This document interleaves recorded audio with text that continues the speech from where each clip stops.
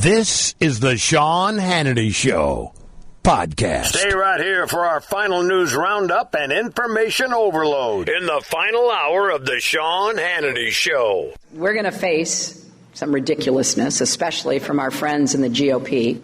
In fact, it's already begun. Ben Carson says that marriage equality is what caused the fall of the Roman Empire. Ted Cruz slammed a political opponent for marching in a pride parade. He clearly has no idea what he's missing. They're so much fun. I was marching in them back when I was First Lady. You should join us sometime, Senator. Come on.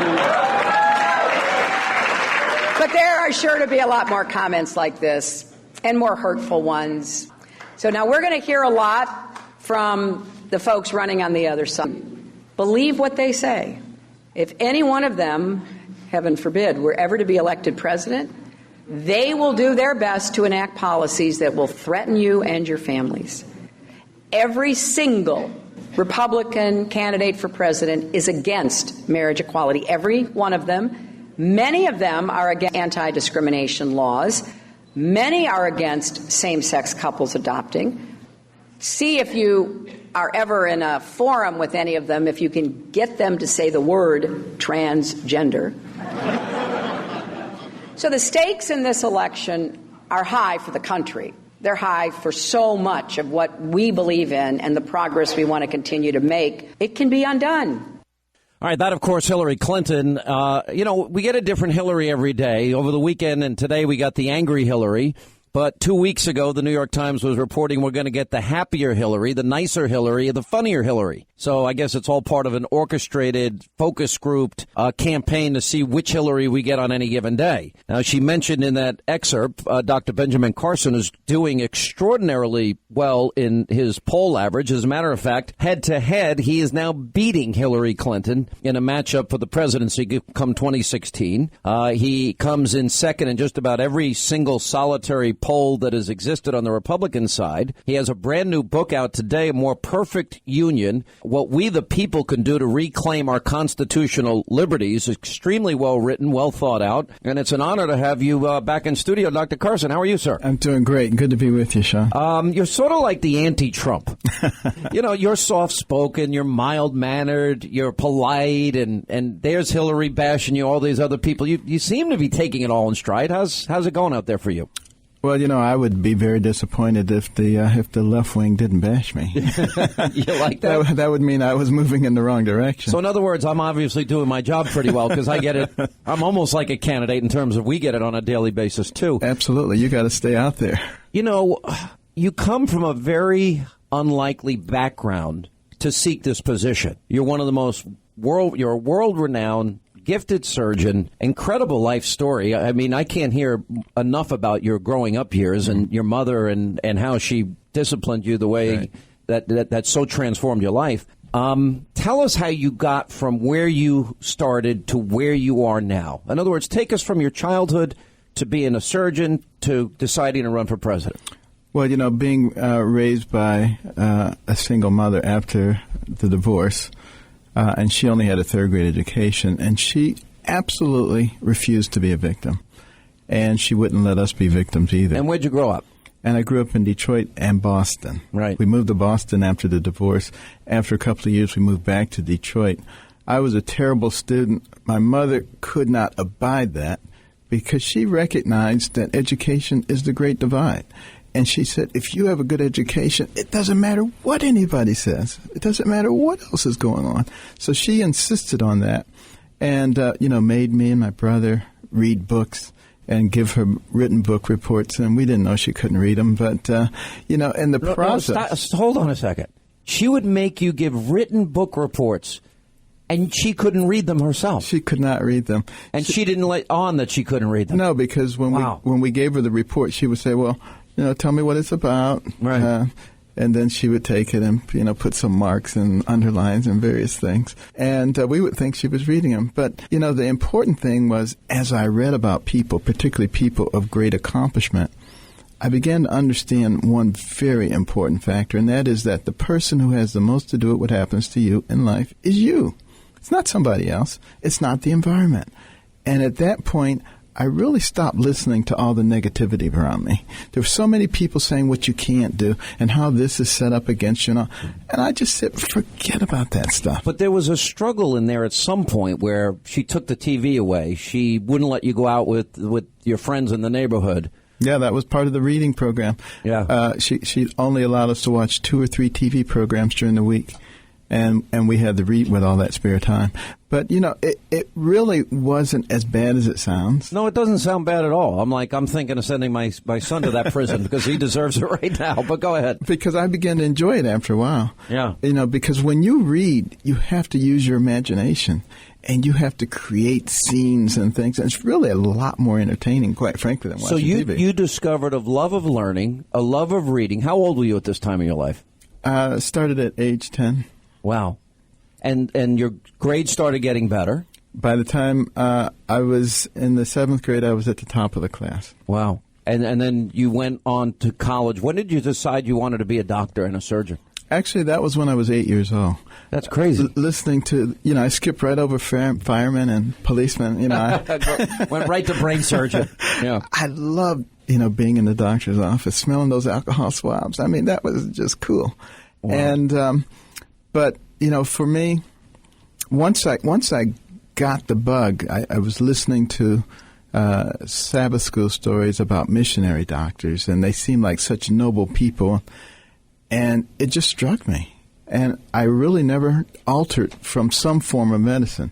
It went from missionary doctor to psychiatrist to neurosurgeon, but it was always some form of bringing health and healing. And one of the wonderful things now, I retired 2 years ago, but I operated on 15,000 people. I see them everywhere I go. They come out of they're in the crowds and they say, yes. Dr. Carson, remember me? Remember Absolutely. my brain? You remember all of them?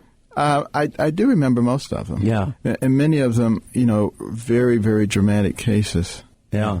So where did you go to college? I went to Yale. Oh, sorry. Excuse me. And where did you go to medical school? And University of Michigan. All right. So you and during that time you developed this love of learning. When did you know you had a gift? Because you were able to perform in your career surgeries that other surgeons were not capable of. You were brought in on the toughest cases, and if I remember correctly, you were also the youngest director of the department at Johns Hopkins, which is a pretty world-renowned medical center. And how old were you when that happened? I was 33 when I was made director of the youngest ever, right? Pediatric neurosurgery. Yes. Yeah. I mean, yes. And again, one of the things that happened to me along the way is I was always hearing what you can't do. So even after I took over as director of pediatric neurosurgery and recognized that pediatric neurosurgery at that time was not even on the map at Johns Hopkins, it existed. Right. And I had to put all the programs together and bring the people in, coordinate all that, so that by the time we reached 2008, U.S. News and World Report listed pediatric neurosurgery at Hopkins as #1 in the country. Pretty exciting. So for those people who think that you don't have any experience building things and making things work, it's not true. And I would say that about the Carson Scholars Fund also. 9 out of 10 nonprofits fail. Not only has it not failed, it's active in all 50 states, doing very well, has won 2 major national awards, both of which come with 6-figure bonuses with them.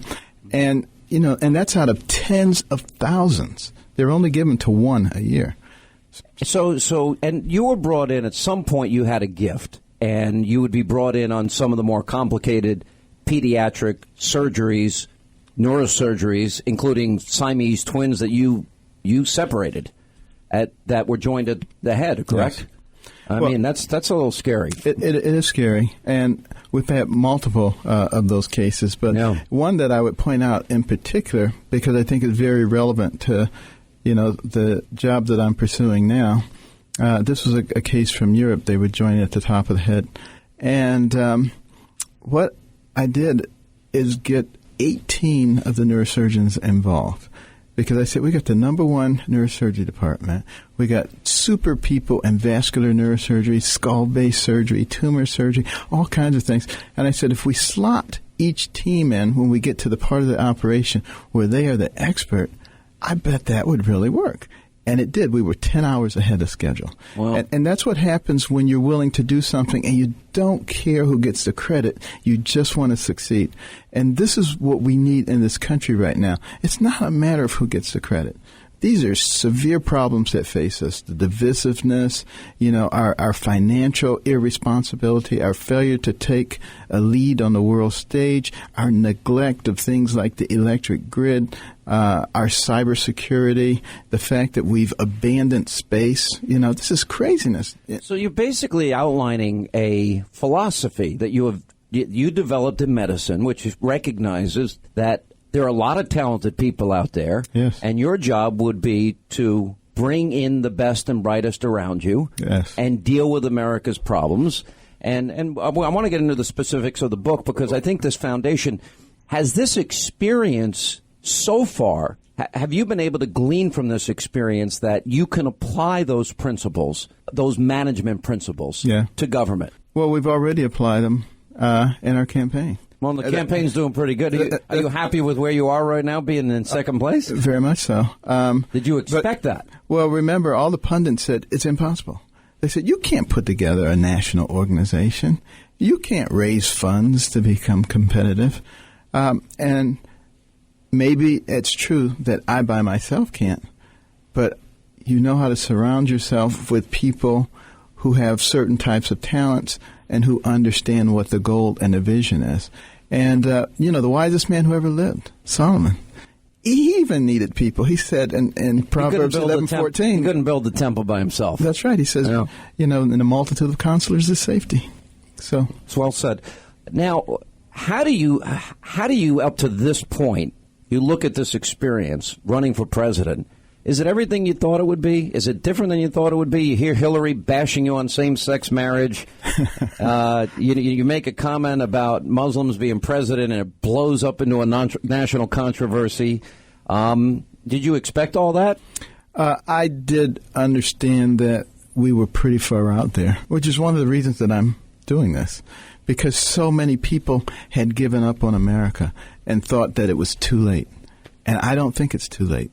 But I do recognize that there's going to be significant headwinds, that there's the established group, they don't want to change. And there are people who've been working to get us to this spot for decades. Who are these established people that you're talking about? Progressives. They keep changing their name. right now, that's the name they want. Yeah. So the left. Now, it's funny because I listen to Hillary, and the one thing she doesn't ever address is the idea that under Barack Obama, our national debt has doubled. We have a record 94 million Americans, nearly 95 million now Americans out of the labor force, 50 million Americans in poverty, 46 million Americans on food stamps. We have a median income in the country that has gone down $5,000 per family. Right. Disproportionately, the Democrats claim that they have a monopoly of compassion for the poor and minorities. They have been disproportionately impacted by the policies of President Obama. Well, that's just it. They want to blame the rich. But when you look at the kind of debts that we have, not just the national debt, but when you look at the fiscal gap, you're talking $200+ trillion. Now, what is the impact on poor people? Well, first of all, because our national debt is so high, it's very difficult for the Fed to allow the interest rates to rise. Now, who gets hurt most by that? Poor people and middle-class people. The only way that they had to increase their earnings were to put them in a bank account, and you see it growing every week. Now that doesn't happen anymore because we have near zero interest rates for a decade. All right, hang on a second. We'll continue. Dr. Carson, his brand new book is out, A More Perfect Union, What We, the People, Can Do to Reclaim Our Constitutional Liberties. He's now second in all of the polls now on the Republican side, showing a very healthy, anywhere between 16 and 20% of the vote, considering that's a field of 16. That's a significant number. And we'll take some of your calls for Dr. Carson, 800-941-SEAN. We'll talk about his book when we get back. Hannity Headline, a bite-sized version of the show that you can take with you everywhere you go. To sign up today for Hannity Headlines, go to Hannity.com. All right, when we come back, we'll get to some of your questions, comments for Dr. Benjamin Carson, 800-941-SEAN. You want to be a part of the program. Tonight on Hannity, Trump leads in Iowa, New Hampshire. Some candidates are getting a little closer. Head-to-head matchup with some candidates. Hillary loses in key swing states. We got the latest poll numbers with Ainsley Earhart. Dr. Carson, as I mentioned, the latest on the feud between Trump and Rubio. We have all sides of that debate. You'll want to join us for that. Is Biden running, not running? We'll find out more, and Hillary's falling apart. Ed Klein joins us tonight. Cheryl Atkinson joins us tonight, and a montage of candidates talking about how gun control doesn't work, but yet some Democrats are threatening to shut down the government over it. 10 Eastern tonight. Hannity will continue with your calls and Ben Carson next. We know you never want to miss the Sean Hannity Show. And now you never have to.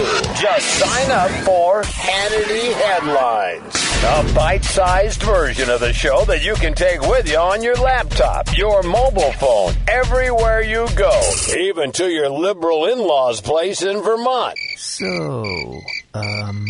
Yeah. And after a few hours of that, you'll be glad you brought Sean along. To sign up today for Hannity Headlines, go to Hannity.com. 25 till the top of the hour. Toll-free telephone numbers, 800-941-SEAN.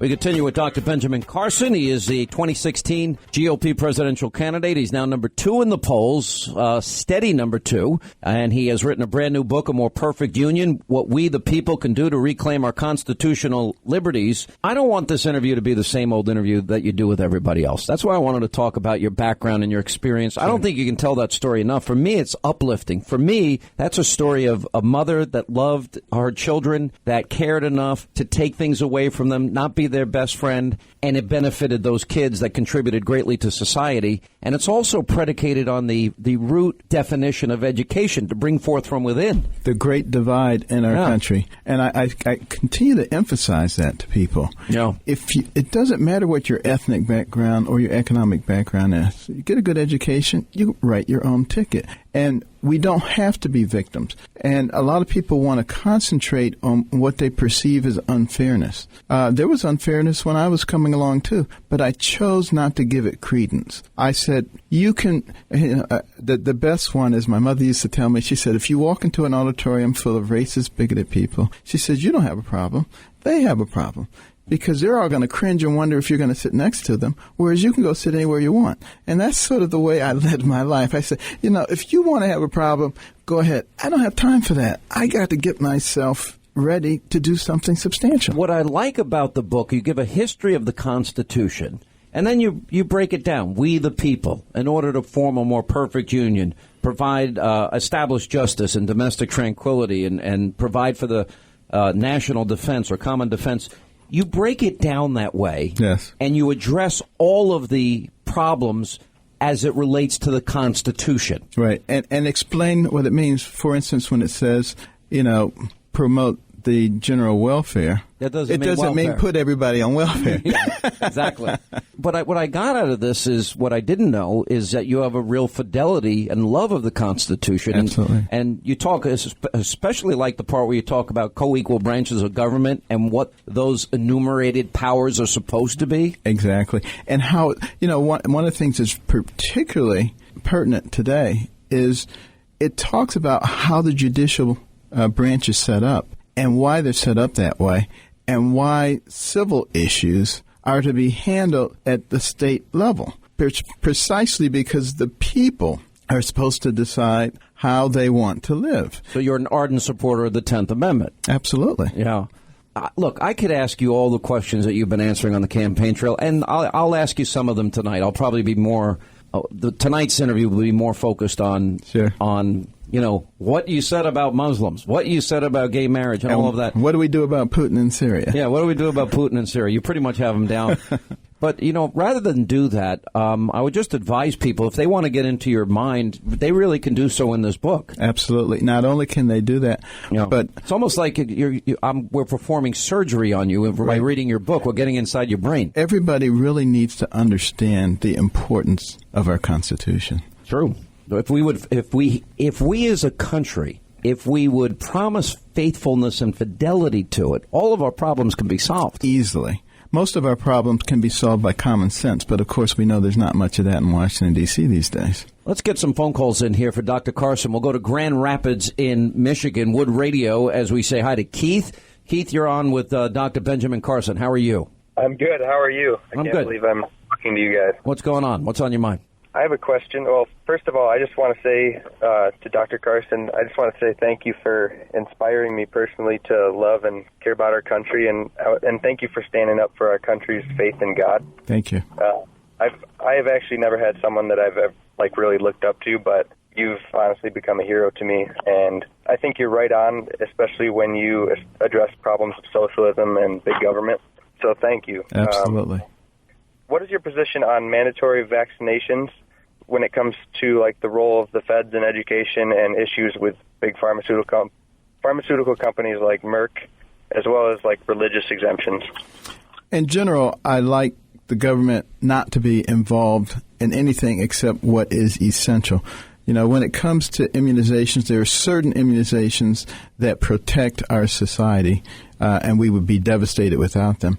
There are others that perhaps are not as mandatory, and I think there needs to be some discussion on this issue. I know you get a lot of pushback from that, and they say, no, every single one of them is absolutely essential, and it has to be done now and together. And I think there's room to discuss these things because during the discussion, a lot of facts come out. And people tend to be less emotional when they're able to deal with facts. All right. Thanks for the call, Keith. We appreciate it. We'll go back to our busy telephones. Donna is in Staten Island, New York, listening to the all-new AM 710 WOR, which is the voice of New York. Donna, say hi to Dr. Carson. Hello, Dr. Carson, and hello, Sean. How are you, Donna? Most favorite conservative guys out there. Thank wow. you so much. Maybe Dr. Carson will pick me as his VP. Although I think you can do a lot better. Yeah. All the more reason for me to vote for him. But I have to just say, I have actually told Dr. Carson this once before. I admire everything about you, sir. I admire your convictions.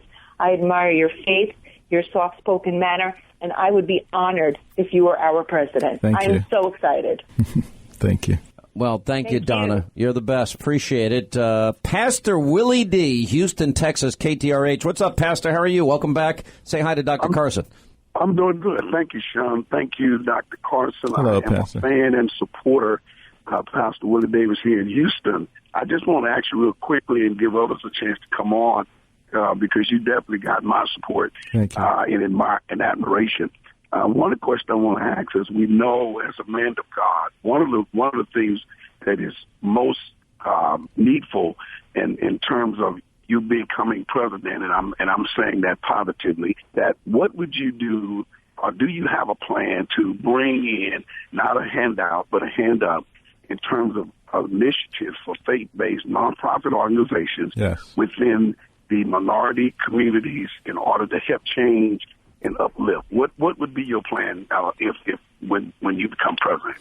Well, I want very much to encourage business, industry, academia, Wall Street, churches, community groups to see the people who are in need in their communities as investments. Because, as Americans, there are 330 million of us. We're competing against China, India, who both have more than 1 billion people. We need to develop all of our people.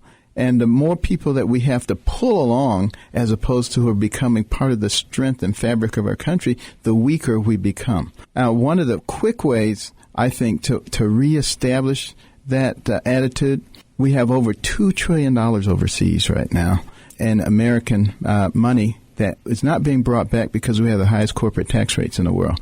I would give a 6-month hiatus, allow that money to be repatriated, and the only requirement would be that 10% of it has to be used either in enterprise zones or to create jobs for people who are unemployed and on welfare. I think it's more than $2 trillion. The repatriation dollar, because all these big corporations, they know they're going to be taxed to death if they bring the money back. That's the minimum amount. That's the minimum amount. And you're right. I think that money is so important because then they would build infrastructure, manufacturing, and create jobs. And it's such a good idea. Pastor Willie D., thank you, my friend.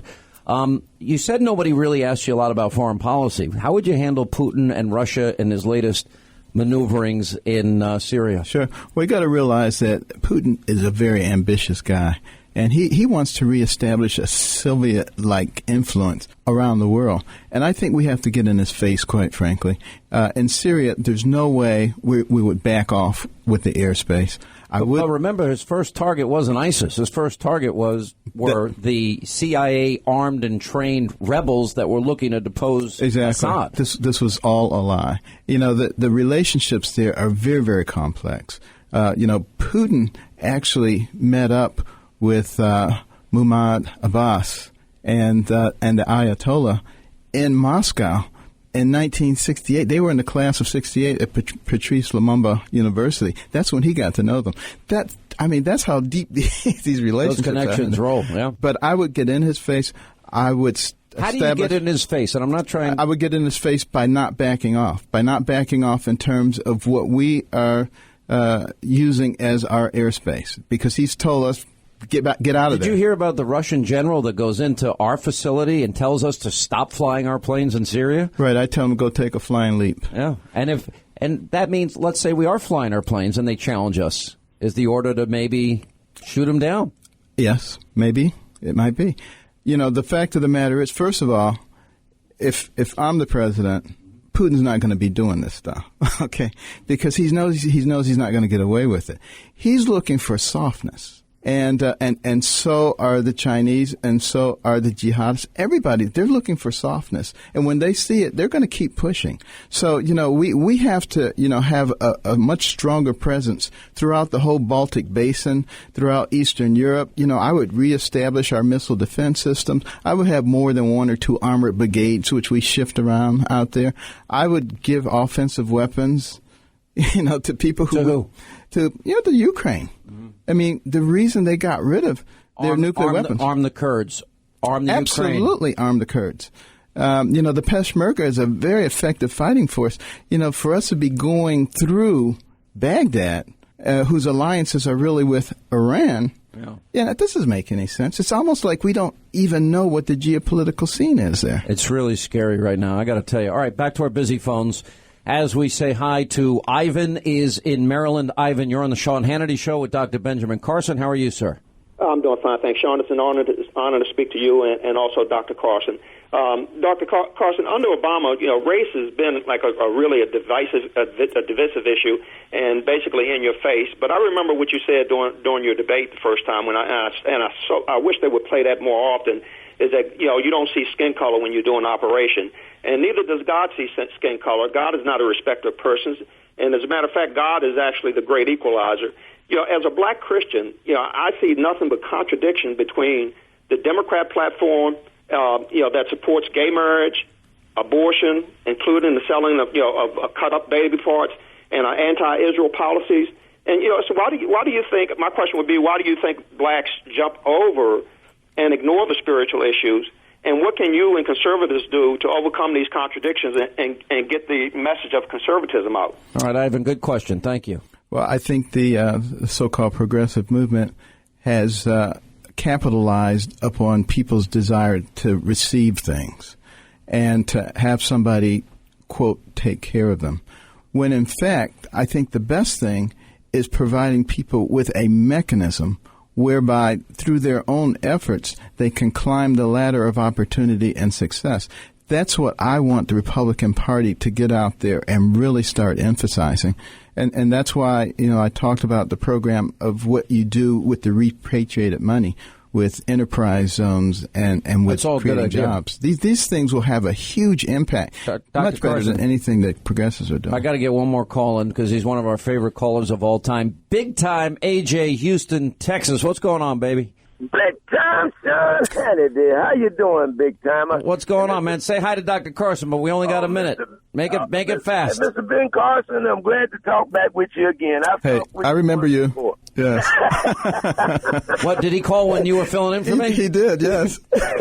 Boy, Big Time takes advantage whenever I'm not here. He gets as much airtime as he can. All right, we got 30 seconds. Go. But real quick, Mr. Carson, but the big question is the overall picture. What are we going to do with ISA? Obama done blew it. Yes. Everybody know he done blew it. All right, let's give him time to answer. I got it, big time. All right, good question. We recognize that the global jihadists want to destroy us, and bottom line is we use every resource available to us, economic, military, covert, and overt, to destroy them first. That's the bottom line. We cannot contain them. We have to eliminate them. Dr. Carson, his brand new book is out. It's called The More Perfect Union, What We the People Can Do to Reclaim Our Constitutional Liberties, destined to be a big seller. Tonight we'll talk to him about all of the issues he talks about: freedom of religion and taxation, executive orders, radical Islam, and Vladimir Putin. You're going to join us on Hannity tonight. I hope you enjoyed a different kind of interview. It wasn't the typical gotcha. You said this. Do you take those words back? Sorry. I had a great one of those on NPR today. Wait till you hear it. It just never ends. It just, nobody really wants to hear from you guys. It's just, I watched the last CNN debate. I'm like, okay, why don't I just turn on Worldwide Wrestling? That was sick, wasn't it? It was a waste of time. Yeah. I moved nowhere in my thinking about you guys. Right. And there was some intelligent conversation in spite of what they tried to create. So well, I just hope that we recognize as a group that attacking each other is not going to be beneficial.